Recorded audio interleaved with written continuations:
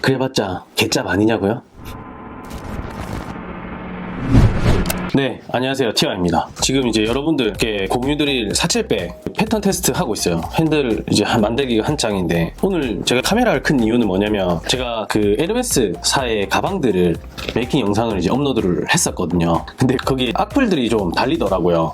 그래서 그 내용들을 제가 좀 쭉 읽어봤어요. 그러니까 대충 어떤 내용인지는 제가 이해를 했거든요. 근데 오늘은 제가 단순히 그 명품백을 카피하는 것 이외에 조금 더 복잡한 얘기를 하려고 해요. 아마 뭐 제 얘기를 들으셔도 이해를 못 하실 수도 있지만, 제가 왜 그런 이제 명품 브랜드의 가방을 리메이크 하는지에 대해서 공유를 드리려고 합니다. 제가 만든 영상에 보면 이런 댓글이 달려요.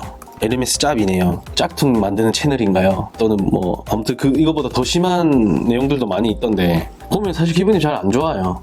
사실 제가 그분들한테 그렇게 피해를 준 것도 아니고 모르겠어요. 에르메스사에서 이런 이제 댓글이 달린다면 전 이제 되게 미안한 마음이 있겠죠. 왜 이렇게 뭐 악플을 남기는지는 잘 모르겠지만, 또 한편으로 생각하면 가죽공예를 잘 모르시는 분들은 좀 오해를 할 수 있을 거라 생각이 들어요. 그 오해를 좀 풀려고 합니다. 아마도 그분들 눈에는 제가 그런 이제 엄청난 초고가의 명품을 살 돈도 없어서 리메이크를 해서 사용한다고 생각을 하시는 것 같아요. 사실 그 말도 반은 맞고 반은 틀린데, 너무 비싼 건 또 사실이에요. 제가 돈 주고 사기에 좀 부담스러운 가방이기도 합니다. 그리고 그분들한테는 단순히 이제 돈지랄하는 브랜드? 그냥 내가 돈 많은 걸 과시하기 위한 브랜드로 알고 계실 거예요. 하지만 제가 가죽공예를 하는 저에게는 이 에르메스는 엄청난 혁신적인 기업이에요. 그 이유를 제가 설명을 좀 드릴게요. 가죽공예에서는 사용되는 스티치 방법이 있습니다. 그게 뭐냐면 이제 새들 스티치라는 건데, 그것을 제일 처음 고안해낸 회사가 바로 에르메스입니다. 제가 이해를 돕기 위해 설명을 좀 드릴게요. 일반적으로 우리가 바느질을 하면 앞쪽이 사선 형태로 바느질이 됩니다.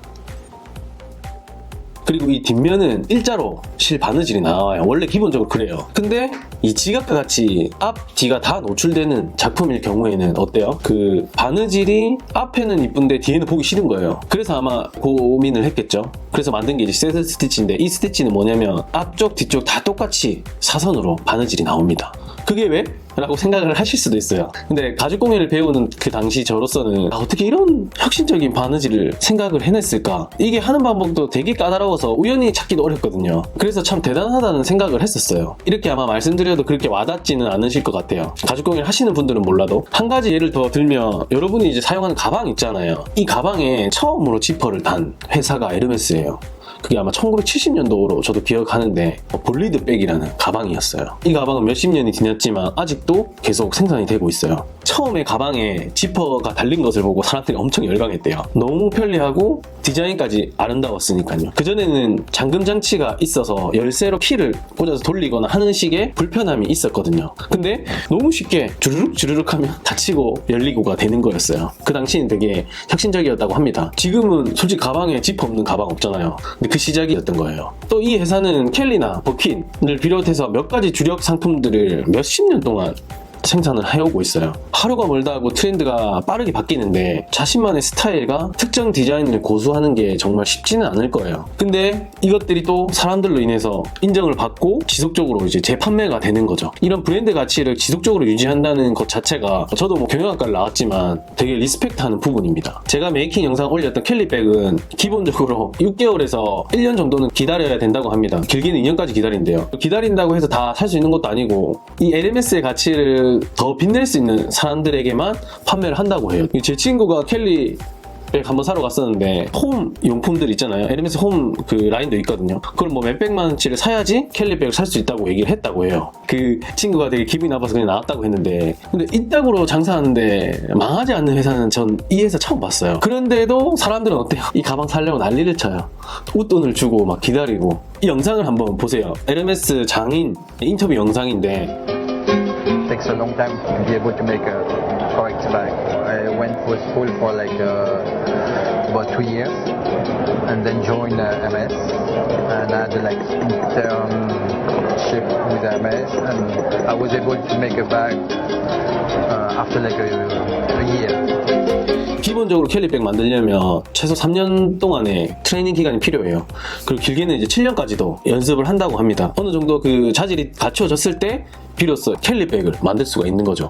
그만큼 어렵고 까다로운 가방이에요. 그리고 막 다른 브랜드처럼 인건비가 싼 뭐 중국에 공장을 짓는다든지 이렇게 하지 않고 샤넬과 똑같이 아직까지 프랑스에서만 생산을 하고 있어요. 그리고 장인들이 그 가방을 만드는 수량도 정해져 있어요. 그래서 일주일에 하나 또는 2개를만 만든다고 합니다. 그리고 그 외의 시간이 남아도 그냥 휴식을 갖는다고 해요.